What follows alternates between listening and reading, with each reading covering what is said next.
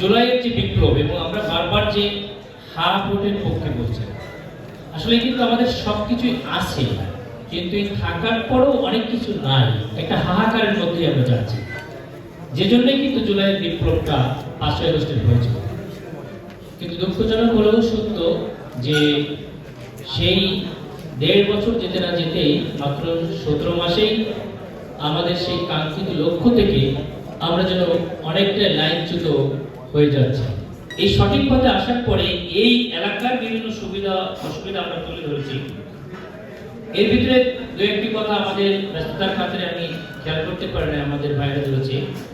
আমাদের ক্যান্টনমেন্টের এলাকার যে একটি সংযোগ রাস্তা, আমরা যদি এটাকে এখানে যে যাতায়াতের জন্য এক প্রান্ত থেকে আরেক প্রান্তে যে সমস্যা, আমাদের জামাত ইসলামী ক্ষমতা আসলে এবং আলোচনা সাপেক্ষে আমরা চেষ্টা করব ভবিষ্যতে যে একটা আন্ডারপাস করা, প্রত্যেক যে হেডকোয়ার্টার এখান থেকে আমরা যদি সেনাকুঞ্জ পর্যন্ত নিয়ে যাই, তাহলে কিন্তু এখান থেকে ভিতরে যে যাতায়াতের যে সমস্যা, ধরেন পূর্ব প্রান্ত এবং পশ্চিম প্রান্ত, পাঞ্জাবের জগতে একটি বিশ্বস্ত নাম শাবাব এথনিক ওয়্যার। এটা কিন্তু একটা বড় ধরনের সমস্যা। এই সমস্যা থেকে পুরা দুইটা এলাকার মানুষই কিন্তু একটু মুক্তি পাবে। একটা বিশাল একটা অংশের লোক কিন্তু ওই সাইডে থাকে, তারা সকালেই তাদের আসা যাওয়া লাগে, স্কুল আছে বাচ্চাদের। এটা থেকে আমরা পুরো এলাকাটাকে একটা হচ্ছে মুক্ত করতে পারবো, যার মুক্ত করতে পারবো। 2 নম্বর হচ্ছে যে আমাদের ক্যান্টনমেন্টের যে সিকিউরিটি, এটাও কিন্তু সুরক্ষা হবে এবং আরো সংরক্ষিত হবে এবং সমৃদ্ধ হবে এবং শক্তিশালী হবে। আমি মনে করি সিকিউরিটি ব্যবস্থাটা এটা আমাদের একটা উদ্যোগ থাকবে।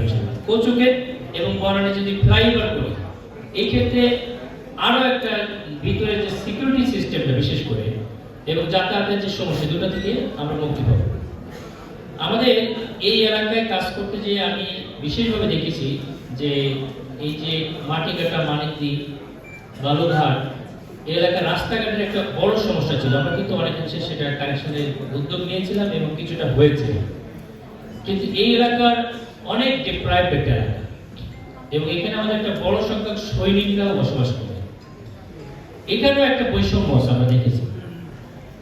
এখানে যে পেনশন পায়, ধরেন 10 বছর আগে যারা জব করতো তারা যদি পেনশন পায়, রিটায়ারমেন্টে গেছে, এখন যারা রিটায়ারমেন্টে আসছে, এদের মধ্যে একটা বড় ধরনের মানে ফারাক। তো এটাকে বলা হয় ওয়ান র্যাঙ্ক ওয়ান পেনশন।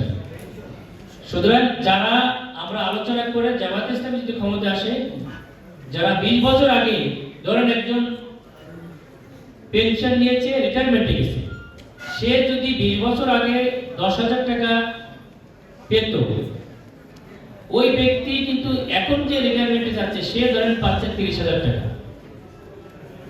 কিন্তু 20 বছর আগে বা 15 বছর আগে ওই ব্যক্তিকে যদি এখন 30,000-এর পরিবর্তে আপনি 10,000 টাকা দেন, ওই ব্যক্তির কি সংসার চলে?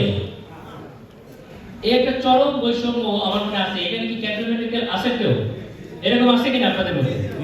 আমরা দেখছি এটা কিন্তু আমাদের সৈনিক ভাইদের ক্ষেত্রে এই যে একটা বড় বৈষম্য। কিন্তু আমরা মনে করি আমরা তো নিয়াত করছি, আমরা তো চিন্তা করছি এবং আমরা এটা আলোচনা সাপেক্ষে অবশ্যই বড় ধরনের আলোচনা লাগবে, কিন্তু আমাদের উদ্যোগ মহান, আমাদের উদ্দেশ্য মহান। অবশ্যই আল্লাহ এটা সমাধান করে দেবেন এবং আমরা এটা পারবো ইনশাআল্লাহ।